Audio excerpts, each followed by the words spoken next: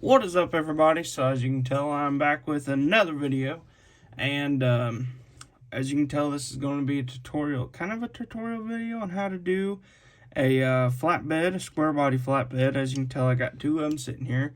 I got this one here. Oh, they're stuck on something there. I got this one here, and I got the newest one, the GMC from Greenlight, and then I have the Auto World. I believe this is like a 70, I think it said a 76 on the base. I can't remember exactly, but I'm going to show you guys exactly how I did it. I know a couple people have asked me on Instagram, and a couple people, I think one person might have commented on YouTube. I can't remember, but we're going to show you, or I'm going to show you guys exactly how I did that. Since I did forget to shoot a video whenever I was doing it, we're going to shoot one now. So before I do get into that, though, I did want to give a shout out to Second Chance Modeling. He did send me a crap ton of wheels, and I did get a truck from him, and I think this truck is super cool. This is a M2 truck. This is one of his customs that he did. I really like the wheels on it. I do believe he printed all these, or 3D printed these wheels. I think he's super cool guy to work with. I'm gonna start doing a lot of business with him in the future. I got a bunch of customer stuff that he did send me as well. I started on this truck. This truck is going to be sent off to a customer soon. I still got to paint everything and do my drive shafts and all that good stuff like normal, and then I gotta do some tinting on the windows there. So that truck right there is a customer's truck, and I do have a couple more sets of wheels here that I will be putting on some customer stuff, and then stuff that will be for sale. I really think these wheels did turn out pretty sweet. These are a set of his wheels. I did the chrome in them, and I think they look awesome on. They would look so super cool on something. I'm not sure what yet, but we will figure out something for these wheels. If you guys have an idea, let me know. I'll be happy to do a truck on YouTube for you guys. All right, so let's get right into this truck here. So this right here is the GMC flatbed with the 5th gen flatbed bed on it. As you can tell, it does have the Ram wheels on it, the Dodge Ram wheels on it. These are the duals that come off of the factory truck. I have not got around to doing anything else with them. I'm not sure if I'm going to leave it like this or if I'm going to do something different with it. I'm not sure yet. So, as you can tell right here, it does actually have the 2020 Ram 3500 Tradesman frame on it. So what I did is I cut off for the frame right there, and I actually took a little piece of styrene just so I could have a little bit to work with here inside of, or underneath the cab, because I did cut a little too much off there, and I'm going to stick a little JV weld in there just to make it to where it will stay sturdy right there, and it'll look a little bit better after I can get it all smoothed out there. Oh, geez. Sorry for the yawn. I'm kind of tired after today. But, as you can tell right here, I did cut all the front off of it. So you can't really, I should have cut off a little bit less, but the only thing is that little, where that grill sits in there, let me see if I can get a pic here. Here we go. So, as you can tell right in here, there is a little bit of a, like a pick. Or what the world am I saying? I'm full of it tonight.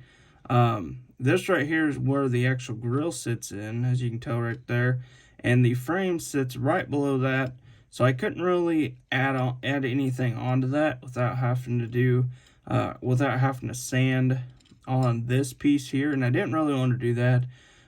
So I just left it like this. I cut the front off of it just to where it sits on the grill, or sits on the front of, I'm gonna call it the core support, because that's where it's really sitting at, in the front of the frame. And as you can tell here, this right here is where I actually cut the center out of it. And if I do recall, I did have to do a little bit of sanding on the sides of each, on the sides of the frame, on the front, or on the side or on both sides, and I did have to cut the actual fender wells out of it because they would not work for my fender wells without looking a little wonky. So I just went ahead and cut them out of there and just left it alone, just like the way it is on both sides there.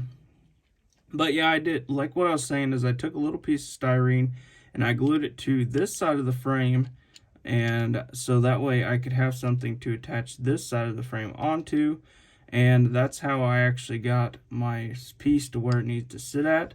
Is I just took that little piece of styrene in there, glued it onto this one, stuck it on the frame to where I needed the wheels to actually sit at, and then what I did was I would have glued the back of the frame on, and that's where you get the little gap at. I thought I had enough cut, or not, I thought I had more than enough cut, but I did not. I do have a little bit of a gap there, which is no big deal. We should be able to get that all filled in and look pretty good with JB Weld. Usually JB Weld works super good for all those, for all your like little cracks like this, stuff like that. That is no big deal whatsoever. But yeah, that's basically how I did this. Just cut right there, shave a little bit off of each side. I would recommend just using a nail file because it does not take much to get on this side and that side all off of it. And when I did it, I just took a little bitty saw here to the front of it, and I just cut right there, took a little file, filed it down just a little bit, and then for the back as well, I just took a saw. I didn't actually use a Dremel on any of this since it is all plastic frame. I just took my little saw, and that's probably why I have a little bit of access on both sides there and not as much in the middle. But we'll take a little JB Weld and stick it in there. Just make sure you don't put too much JB Weld in it, or you'll have it dripping down the side of the cab, and then you'll have a mess. You'll have to redo the whole truck. But for the most part, I do believe that's basically it. The interior is the same in this truck. There ain't much difference. All that's really different is the frame is completely different, and you can take a little bit of, I think you can take Lawsome, and you should be able to get that decal off plastic. Don't use fingernail polish remover or acetone or anything like that, because it will eat the paint, or it will eat plastic. I've had it before. I actually did that to a frame a long time ago and completely melted the frame. So yeah, just maybe take a little bit of Lawsome. It's in a, it's actually soap, or a cleaner soap, but you should be able to get that off with it. I've not actually tried that, so we'll have to, you might have to try it and let me know if it works or not. And you guys did see this truck before. This is basically the same way. I just cut, instead of, here, I'll show you guys exactly. Instead of cutting right there at the cab, I actually was able to use the, when you go over here. I was actually able to use the actual side of the bed for this. On this one, I did have to cut that off because the frame was a little bit bigger. I should have actually left it, and I could have just had the whole entire thing for the most part, but since it was a 4-door, I couldn't really do that. But what I did there was I cut right behind the cross member on this truck, and left the rest of it. And this one actually turned out super cool compared to this one. As soon as I get the JB Weld in there, that one will look a little better. But for the most part, I do really like these trucks, and I really like the looks of these square body flatbeds. And if anybody knows me, everybody knows I am a huge fan of square bodies, and I do really like the looks of the farm truck kind of look to them. And I did not actually shave anything. As you can tell right here, I did shave some of the bottom of this off just to make it to where it would fit a little bit better. As you can tell, one side is a little bit crooked. I need to pull that back off there and redo it. But as you can tell, this one is a little bit taller. I think I'm going to actually go ahead and tear that one off of the truck and just throw it away and just completely buy a new one. Get a new truck, or not a new truck, but I should be able to find one or print one. Something like that. But that is basically it for that, how I did that. It was super cool, super fun. It's kind of a pretty easy process once you get the hang of it. And as you can tell, I did do this one as well. I think this one turned out the best out of both of these. We will be doing more of these. I really like these trucks. I probably will be selling this one here really soon. So if you guys are interested in this truck, let me know, and I'd be happy to work with you on a price, and let me know what you want. As you can tell, the front is open right there, and right here you can see I kind of butted the exhaust right there up against, well, that's not the exhaust. I'm guessing maybe that's part of the gas tank right here, right there. That might be, it's going up to the exhaust or the manifold. So, well, anyways, I kind of butted it up against the cross member here just so that you can't really see the crack as much in it, so it does look really cool, or a lot better than this truck did. But this truck right here I will be keeping for right now. So if you guys do decide you want one, let me know, or you guys can build one yourself since you guys seen the video.